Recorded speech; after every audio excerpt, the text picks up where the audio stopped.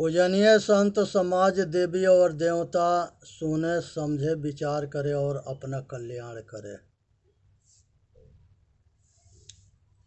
तो चैत के रामनवमी चैत के रामनवमी के दिन भगवान राम के जन्म हुआ, तो इसलिए चैत के रामनवमी हम सब मनाते हैं। और कुआर के दशहरा में रावण के, कुंभकर्ण के, विभीषण, मेघनाथ के, ये सब के मार करके राक्षसन के अब भगवान राम विजय अयोध्या आए थे, विजय प्राप्त किए थे, तब विजयदशमी मनाया जाता है, कुआर के दशहरा। और ये जो है लड़ाई जो है धर्म और अधर्म की है। सत्य के, धर्म के, न्याय के जीत होता है और अधर्म के हार होता है। ये शरीर जो है, ये शरीर जो है रथ है, 10 इंद्रिया घोड़ा है, मन बागडोर है, बुद्धि सारथी है, अचेतन आत्मा सवार है। शरीर रथ है, 10 इंद्रिया घोड़ा है, मन बागडोर है, बुद्धि सारथी है, चेतन आत्मा सवार है। और ये सभी के शरीर पर अंदर जो है चेतन आत्मा रूपी परमात्मा है। इसको बाहर खोजना घोर अज्ञानता है। हमारे सारे पूर्वज ये खोजते नहीं थे और ना मानते थे, ये जानते थे, अनुभूति करते थे, एहसास करते थे। आज यही कारण है कि भगवान भोले बाबा जो है शिव सूत्र में 86 भाग में है, आत्मज्ञान के उपदेश दिए हैं। अमर कथा में माता पार्वती जी के आत्मज्ञान के उपदेश दिए, यमराज के आत्मज्ञान के उपदेश दिए, और अपने गुरुकुल में सभी शिष्य को आत्मज्ञान के उपदेश देते थे। और ये संसार के अंदर जो है वेद के महावाक्य है, आयात्म ब्रह्म, आत्मा ब्रह्म है, पर ज्ञानम ब्रह्म, एक दूसरे के ज्ञान करने वाला ब्रह्म है, तत्वमसि वह तू ही है, अहम ब्रह्मास्मि वह मैं हूँ। ये वेद के महावाक्य है। कृष्ण भगवान गीता में कहते हैं कि हे अर्जुन, चेतन आत्मा अविनाशी है, इसके कभी नाश ना होता है, ये अखंड है, ये किसी के वंश से भी ना है। जीवयांश ईश्वरय विनाशी, चेतनय मर सहज सुख राशि, अतब माया बस भयउ गोसाई, नाचस नर मर कटके नहीं। मनुष्य अपने अज्ञानता के कारण अपने कल्पना रूपी ईश्वर के दास बना पड़ा है। मनुष्य संसार के सभी मंदिर को बनाया है, गिरजा घर को बनाया है, मस्जिद को बनवाया है, और उसमें एक देवता के कल्पना किया है। जो अल्लाह खुदा के मुल्ला याद करते हैं, वो क्या है? वो प्रकृति है और वो सर्वशक्तिमान है, और वह सृष्टि और प्रलय भी करती है। ये बाइबिल में परमेश्वर कौन है? ये प्रकृति है। वेद के जो ब्रह्म है वो कौन है? प्रकृति है। मन को भी ब्रह्म कहा गया है, माया के भी ब्रह्म कहा गया है, और मनुष्य के कल्पना रूपी ब्रह्म भी है। आज यही कारण है कि सब भटके पड़े हैं, अटके पड़े हैं। तब मनुष्य संसार के सब मंदिर के, गिरजाघर, गुरुद्वारा सब कुछ बनाया है, और सभी देवी देवता के भी बनाया है, और सभी के खोजता है या मानता है, जानता नहीं है। ना जानना हमारा गुलामी के कारण है। हम भरोसावादी हो गए, भाग्यवादी हो गए, और भगवानवादी हो गए। जब आदमी महान मूर्ख होता है तो अज्ञान के दशा में भगवानवादी होता है, भाग्यवादी होता है, ब्रह्मवादी होता है, और अपने अंदर जो ताकत है, शक्ति है, उससे वो वंचित हो जाता है, वो बाहरमुखी होता है। हमारे सभी महापुरुष अंतर्मुखी सुख को बताए हैं कि बाहर सुख ना है, अंदर सुख है। दो विद्या बताए हैं, एक अपरा विद्या, एक परा विद्या।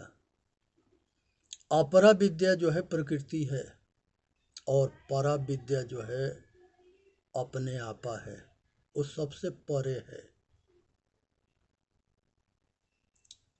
उसका कोई रूप ना है। ये शरीर में आता है तो ये शरीर चलता है, और ये जाता है तो ये शरीर मुर्दा हो जाता है। इसी के जान जाओ, सब कुछ जान जाओगे। जो दिखता है वह मैं नहीं हूँ, मैं देखने वाला हूँ। एक महात्मा के पास एक शिष्य गया और कहा कि गुरुदेव हमके बताओ कि मैं कौन हूँ। वो महात्मा उसके कान पर एक तमेचा मार दिया। पूछा कि गुरुदेव हमने आपसे प्रश्न करके कोई गलती तो ना किया? कहा कि शैतान गलती तुमने किया है। कहा कि क्या गलती किया? कहा कि जो सवाल तुमके अपने आप से पूछना है, अपने आत्मा से पूछना है, तो हमसे पूछ रहा है। आज तेरा बार पक रहे हैं, आँख से कम दिखाई दे रहा है, बूढ़ा हो गया, अकल ना हुआ। वो बड़ा महाराज जी के लगे गया। कहा कि गुरुदेव हमने ऐसे प्रश्न पूछे, और वो बाबा जी जो है हमारे कान पर ऐसे थापर जमा दिए कि हमारा जो है होश उड़ गया। कहे कि उसने तो जो है तुमको थापर मारा है, हम तो तुमके लठ बजा देते। कहे कि महाराज आप लोग के का हो गया है? कहा कि हम लोग होश में हैं, बेहोश ना है। तुम बूढ़ा हो गया, आज तक ले अपने आप के ना जाना, सारा दिन जिंदगी व्यर्थ गंवा दिया। ऐसा ही आदमी जो है शराब के अगर नशा में होता है तो वो जो है 12-14 घंटा में उतरता है, लेकिन अगर मूर्खता के नशा हो जाता है तो वो किसी के बातें न सुनता है, न मानता है। ये दो कमी होता है। महान मूर्ख की यही पहचान होता है, ना किसी के सुनेगा, ना किसी के मानेगा, और कहेगा कि हम सब कुछ जानते हैं। आज जन्म मरण के चक्कर में अनेक तरह के पशु बनेगा, अनेक तरह के पक्षी बनेगा, अनेक तरह के कीड़ा मकोड़ा बनेगा, और ये 84 के चक्कर लगाता रहेगा। अनादि काल से लगा रहा है। संसार के अंदर चंद्रगुप्त के चाणक्य से चंद्रगुप्त ने पूछा था कि गुरुदेव मनुष्य के कल्याण कहाँ है? तो चाणक्य ने कहा कि सतगुरुदेव के चरण में है। जिस बहुत जो भाग्यशाली होता है वो गुरु के चरण के शरण में होता है, और गुरु के गुरुमुखी वाणी के सुनता है, समझता है, स्वाध्याय करता है, अपने आचरण में उतारता है और अपना कल्याण कर लेता है। ये बात जो है चाणक्य ने ये तक्षशिला के एक महान अर्थशास्त्री विद्वान सतगुरु ने जो है चंद्रगुप्त जो है विश्व विजेता और महान शक्तिशाली, महान बुद्धिमान और महान शासककर्ता अगर बने थे तो चंद्रगुप्त महाराज जी के कृपा से बने थे। ये अटल सत्य है। चंद्रगुप्त जो है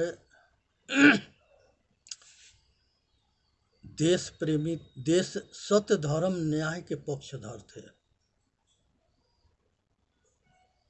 गरीब होना ये अपने हाथ में ना है, लेकिन इंसान बनना अपना हाथ में है, भगवान बनना अपने हाथ में है। धनानंद जो है घोर अत्याचारी राजा था और वो जीवन भर जनता के खून पीता रहा, मरवाता कटवाता रहा और घनानंद के नरसंहार जो है राक्षसों से कम ना है। जो घोर अत्याचारी होता है वही राक्षस होता है। इंसान और शैतान के दोनों के चेहरे एक ही जैसे होता है, केवल कर्म में अंतर होता है। शैतान एक दूसरे के दुख दे करके सुखी होता है, दूसरे के खून पी करके सुखी होता है, और इंसान दूसरे के सुख दे करके अपना जीवन कुर्बान करता है तब जाके सुखी होता है। अब भगवान जो होता है वो अपने ऊपर कृपा करता है और अपना सदा के लिए अपने गुलामी से के तोड़ के मुक्त हो जाता है। यहाँ सतगुरु कहते हैं, कर बहिया बोल अपनी छाड़ बिरानी आस, जाके आंगन नदिया बहे सो कोस मरस प्यास। तो यहाँ पर जो है ये चेतन आत्मा के पृथ्वी सड़ा न सके, अग्नि जला न सके, वायु धिया न सके, अस्त्र शस्त्र काट न सके, और संसार के प्रकृति के स्वामी है। इसके प्रकृति जो है खुद सेवा करती है। जब माता के गर्भ में जाता है तब माता के स्थान में दूध तैयार होता है। वो दूध कौन तैयार करता है? प्रकृति। शरीर के रचना कौन करता है? प्रकृति। प्रकृति के नियम को समझे। प्रकृति नियम को परमात्मा कहा गया है, अल्लाह खुदा गोड कहा गया है। ये बड़ी शक्तिशाली है और ये फैसला भी वैसा ही करती है।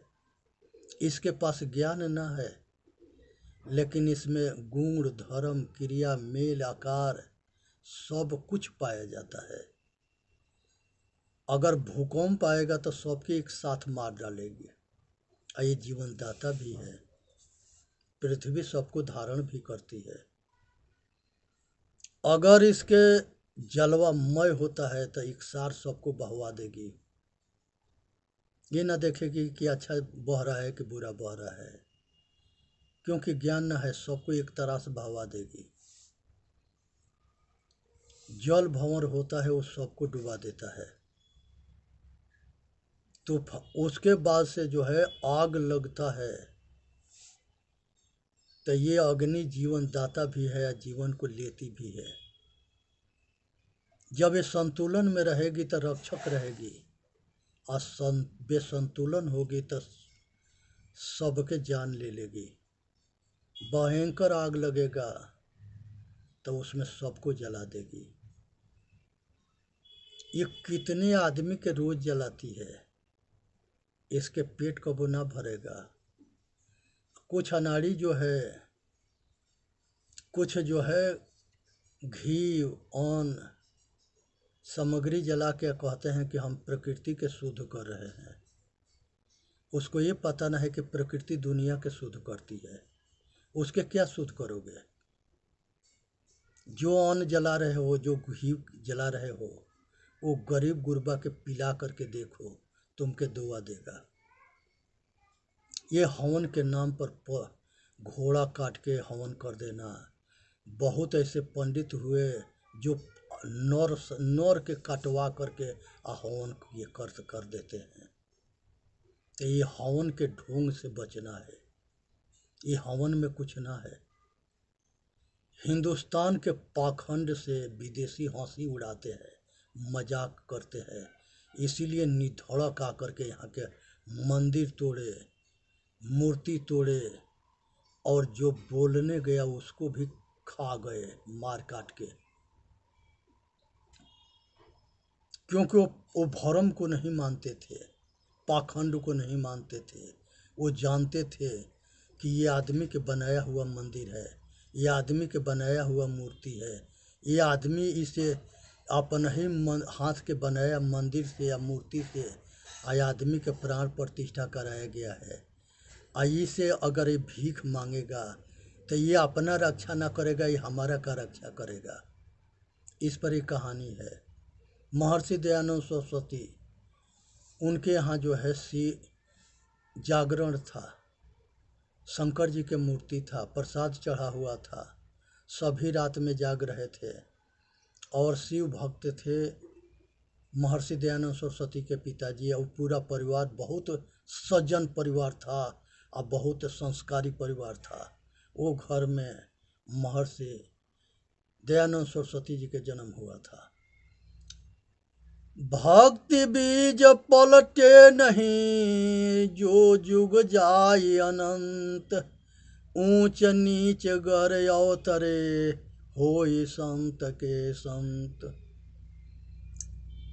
उसके ऊपर रात में 1 बजे रात में चूहा जो है चढ़ करके आज शंकर जी के खोपड़ी पर टट्टी पेशाब कर दिया। आज सब कुछ उनके प्रसाद चढ़ाया हुआ खा रहा था। एक विवेक पैदा हुआ महर्षि दयानंद सरस्वती के कि ये कैसा देवता है, ये अपना रक्षा ना कर सकता है, ये हमारा क्या रक्षा करेगा। इसके हकीकत को अब हमको जानना है। और उन्होंने व्रत उसी समय तोड़ दिए और ये पाखंड के धजिया उड़ा दिए। ऐसा धजिया उड़ाए कि बनारस के पंडितन के अनेकों बार जो है ललकारते रहे कि वेद में मूर्ति पूजा ना है, भूत पूजा ना है, पाखंड ना है। तुम लोग किस आधार से ये मूर्ति पूजा से दुनिया को मूर्ख बना रहे हो। ये मूर्ति अपना रक्षा ना कर सके तो ये दूसरे के रक्षा क्या कर सकता है।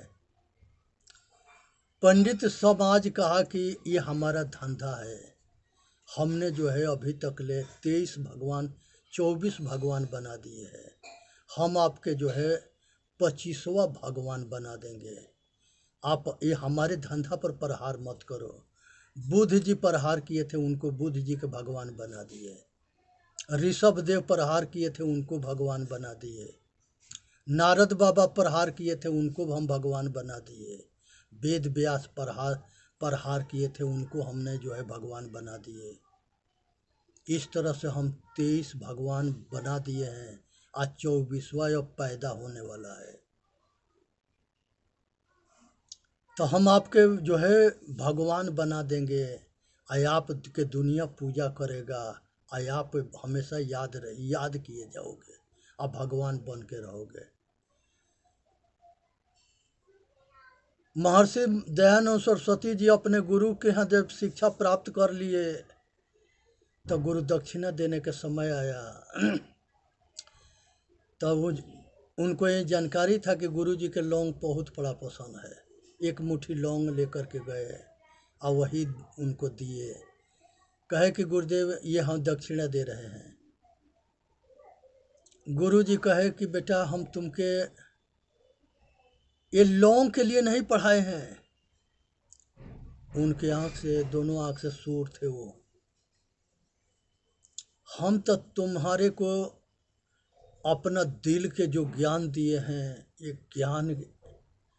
ज्ञान इसलिए रोशनी दिए क्योंकि हमारे पास हम बाहर देख ना सकते हैं, तो हमारे अंदर के जो प्रकाश है, रोशनी है, वो तुमके दिए कि तुम ये उजाला जो है, रोशनी, ज्ञान के रोशनी सबके घट घट में रोशनी पर फैला देना, सबको आत्मज्ञानी बनाना। सत्य के अभाव हो गया है और सत्य के जो है प्रकाश हो गया है। ऐसा असत्य फैला है कि उसमें सत्य जो है ढंक गया है, क्योंकि धंधाबाज जो है मजबूर किए, बुध यहाँ से चले गए और सब विदेशी उनके ज्ञान से अपना कल्याण किए। उसी तरह से महर्षि जब तक जीते रहे तब तक ले उनसे ये लड़ते मरते रहे, आप पाखंड करते रहे, आप ना माने। उनको और धोखा से अनेक बार जहर दिया गया और वो महर्षि दयानंद सरस्वती ऐलान करते रहे। सत्यार्थ प्रकाश एक पुस्तक लिखे, सतगुरु कबीर साहब के विचार में, रविदास जी के विचार में, नाना जी के विचार में और महर्षि दयानंद सरस्वती के विचार में कोई अंतर ना है। ये सब गुरुमुखी वाणी है। हमारे जो उपनिषद है, ये सब उपनिषदवादी हैं। जो उपनिषद सबके देखने के ना मिलता है, पढ़ना तो बहुत दूर की बात है। अब जो जानता है वो बताता ना है। चेतन जीव दुख मुक्त चैनल पा के अपना कल्याण करे। बोलिए सतगुरुदेव की जय। साहेब बंदगी, साहेब बंदगी, साहेब बंदगी।